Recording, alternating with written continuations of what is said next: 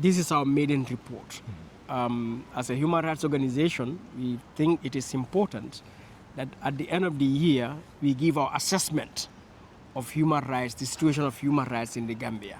The delivery of socio-economic needs of the people remain hugely limited, expensive, and inaccessible in many instances across the country. And, Flex, it is to say our public institutions are notorious for, abandoning their responsibility because they don't respond, and, which for me is blatant and is impunity. Assalamu alaikum, Askanwi. Thank you so much for tuning in.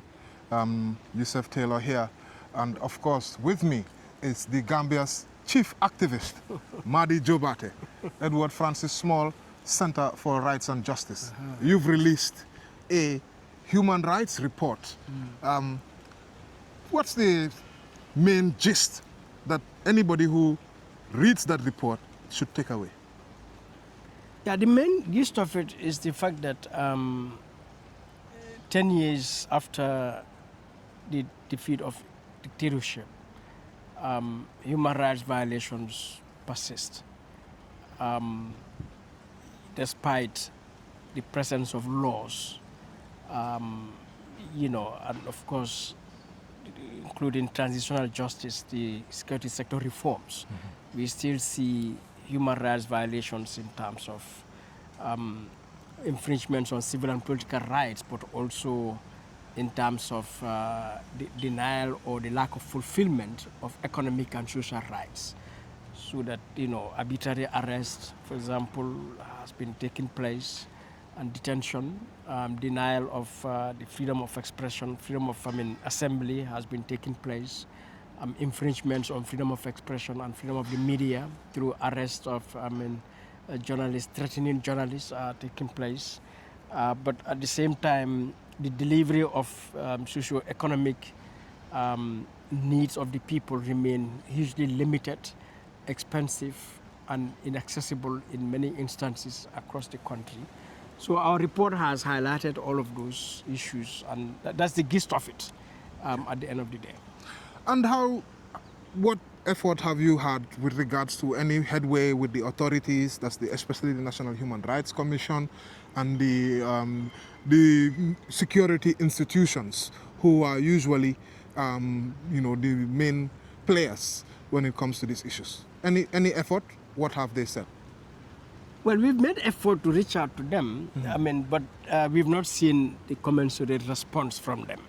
So the State of Human Rights report, this is our maiden report.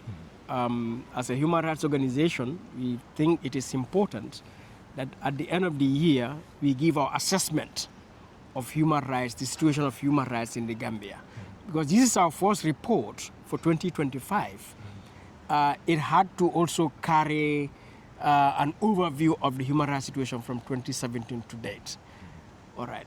Now, and this is important, that is the human rights report for us to produce, because one, it is not only to provide an assessment and our opinion as far as human rights is concerned in the Gambia, but for us also as evidence of our existence, of our legitimacy, of our purpose.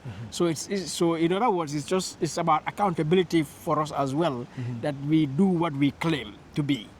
All right. Now, to your question, you would realize that even before the human rights report, EFSCRJ Center has been producing statements consistently. Yes. And that is what the public sees. Yes. But in addition to that, we've also been writing specific letters, position papers, all right, to various state institutions, like institutions you mentioned. And the purpose of these statements and those letters that we send to them privately are all geared towards raising the issues of human rights so that the state would respond. And to your question, therefore, we've made that effort, we've been making that effort, that every issue that we feel has a human rights connection, we would issue a public statement, because it's not just about the state to know, but it's also to alert the rest of Gambians. And it is also a matter of documentation, so that our statements today, tomorrow, are there as material evidence documenting human rights situation in this country. So we've been issuing them out. And as I said also, we write to specific institutions from the Office of the President to various ministries, to various departments and agencies, including National Human Rights Commission, the Gambia Police Force, the Office of the Attorney General. We've written letters to all of these people on various issues and demanding action response.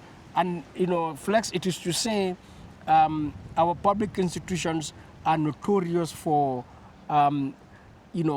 abandoning their responsibility because they don't respond, and which for me is blatant and is impunity.